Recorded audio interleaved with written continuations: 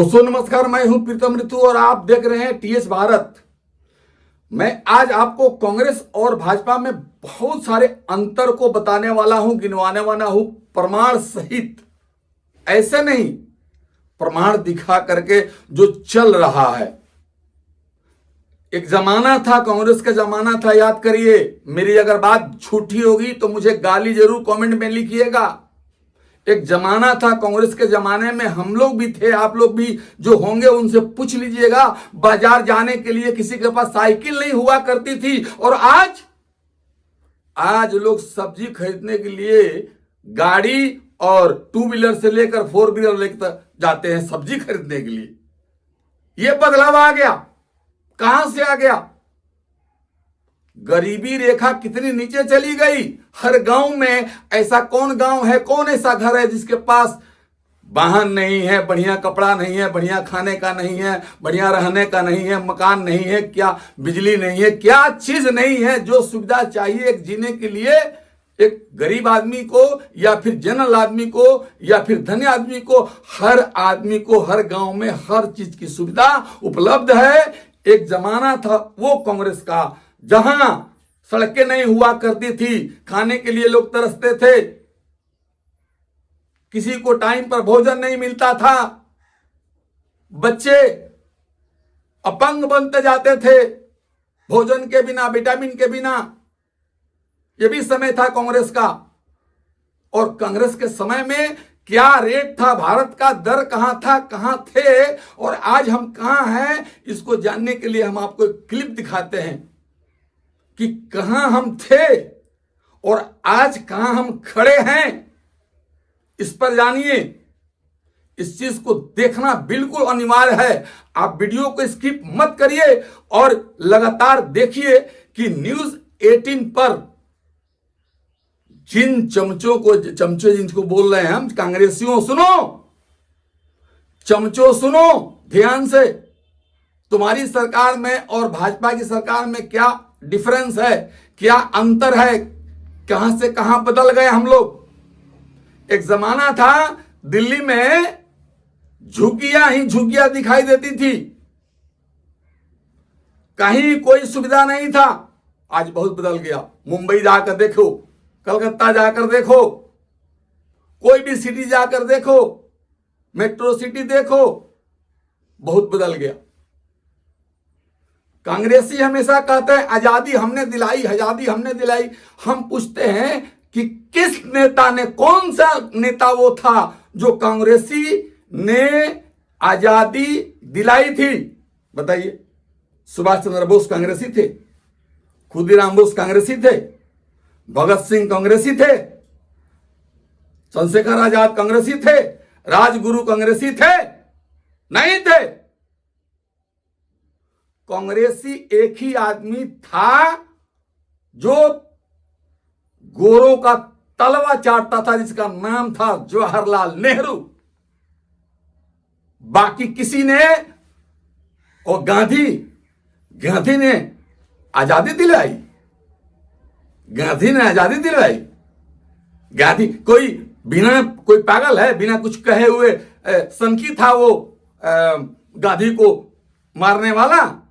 सनकी नहीं था, गलती था गांधी में, तब उसको सजा मिली। तो जो चीज नहीं जानते हो चमचो, उस पर बहस मत करना कभी भी। आज जो चीज जानते हो उसी को कहना।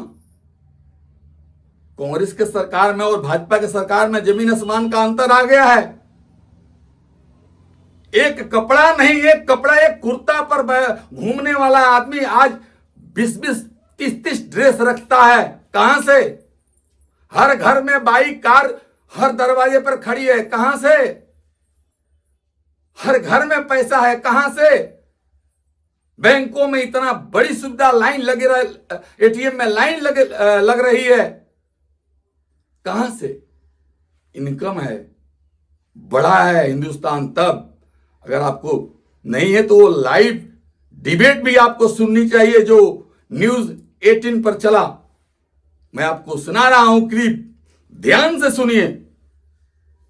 देखिए श्री रामलला विराजमान की प्राण प्रतिष्ठा हुए 2 वर्ष पूर्ण हुए हैं। जब वो बाबरी ढांचा था तब भारत का फॉरेन एक्सचेंज रिजर्व कितना था? $1 बिलियन से कम। कोई जाके चेक करे 1991-92 में क्या स्थिति थी। महंगाई बेरोजगारी की दर क्या थी? प्रचंड बेरोजगारी, महंगाई की दर 13, 14, 15%। अर्थव्यवस्था इतनी खस्ताहाल हो गई थी कि जुलाई और सितंबर 1991 2 बार रुपये का डिवैल्यूएशन करना पड़ा, सोना गिरवी रखना पड़ा। और देखिए संयोग विधि का विधान देखिए, नेहरूवियन सोशलिज्म का इकोनॉमिक ढांचा भी उसी समय टूटा जब गुलामी का प्रतीक बाबरी ढांचा टूटा। अब आइए साहब, वो $1 बिलियन से, और एक बात और बता दूं लोगों को, कई बार लगेगा ना, जो अभी हमारे मित्र अजय उपाध्याय जी कह रहे थे हमारे जमाने में बहुत अच्छा था, तो मैं लोगों को याद दिला दूं 1980 में हमारी स्थिति चीन से बेहतर थी।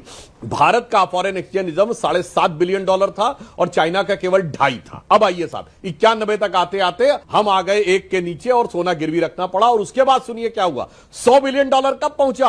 अटल जी की सरकार के समय 2004 में। $500 बिलियन कब पहुंचा? जब श्री राम जन्मभूमि का शिलान्यास हुआ 2019 में। $600 बिलियन कब पहुंचा? जिस समय श्री रामलला विराजमान की प्राण प्रतिष्ठा हुई। और भाई साहब, जब श्री रामलला विराजमान आए उसके बाद से पिछले 2 सालों से लगातार भारत विश्व की बड़ी अर्थव्यवस्थाओं में सबसे फास्टेस्ट ग्रोथ वाली अर्थव्यवस्था है, क्योंकि वो जो 1.8 और 2% की ग्रोथ रेट थी ना, वो हिंदू ग्रोथ रेट थी। आप ही लोगों ने मजाक उड़ाया था ना, और ये हिंदुत्व ग्रोथ रेट है, वो राम विमुख वाली ग्रोथ रेट थी, ये राम के प्रति समर्पित वाली ग्रोथ रेट है। और आप देखिए भारत ने क्या बदलाव किया है। आज हम चौथी बड़ी अर्थव्यवस्था है, चौथे बड़े स्टॉक एक्सचेंज हैं, हम विश्व के तीसरे बड़े स्टार्टअप इकोसिस्टम है। ये बात ठीक है, कांग्रेस का स्टार्टअप नहीं हो पा रहा है, राहुल गांधी जी का। हमने 100 से अधिक लॉन्च कर दिए एक ही बार में, 100 सैटेलाइट लॉन्च करके दिखाए। ये ठीक है, ये कांग्रेस का सैटेलाइट लॉन्च नहीं हो पा रहा है, वो एक अलग बात है। मोबाइल हैंडसेट मैन्युफैक्चरिंग में हम दुनिया के नंबर 2 के देश हैं। $10 बिलियन के हमने एक साल में मोबाइल हैंडसेट वो किए हैं। चिदम्बरम साहब ने फ्लोर ऑफ द हाउस पे बोला था कि भारत में डिजिटल ट्रांजैक्शन कैसे हो सकता है, हम कम पढ़े लिखे हैं। आज डिजिटल ट्रांजैक्शन में भारत नंबर 1 देश है, 49% डिजिटल ट्रांजैक्शन को कंस्टिट्यूट करता है। और जैसा अभी बताया गया कि वीजा को पीछे छोड़कर यूपीआई दुनिया में सबसे अधिक डिजिटल ट्रांजैक्शन करने वाला प्लेटफॉर्म बन गया है। और सुनिए, वो इंग्लैंड जिसने हम पे हुकूमत की थी, कीथ स्टमर मुंबई में उतरे 100 से अधिक लोगों का डेलीगेशन लेके। भारत और यूके की फ्री ट्रेड डील के बाद उन्होंने कहा this is the biggest ever business delegation taken by any British historic movement था इंडिया के लिए। अब बताइए, एक्सेप्ट करना पड़ेगा। उसके बाद अगर किसी को डेड इकोनॉमी नजर आ रही है तो मुझे लगता है उसके दिमाग को सन्निपात हो गया। तो दोस्तों, आपने विस्तार से सुना, आपने विस्तार से सुना कि कांग्रेस राज में और आज के भाजपा राज में क्या डिफरेंस है, कहां से कहां हम पहुंच गए हैं। और इस विकास को, इस गति को अवरुद्ध मत करिएगा, हमेशा भाजपा को सपोर्ट करिएगा, हमेशा नरेंद्र मोदी जैसे ही इंसान को, इसी पार्टी को वोट देकर के देश को आगे बढ़ाइएगा। अन्यथा एक बार फिर उसी गर्त में चले जाइएगा, उसी गड्ढा में चले जाइएगा, उसी साइकिल पर चले जाइएगा जिसका पंचर बनाने का भी पैसा नहीं हुआ करता था। मिलते हैं दोस्तों अगले एपिसोड में, तब तक के लिए सबको नमस्कार।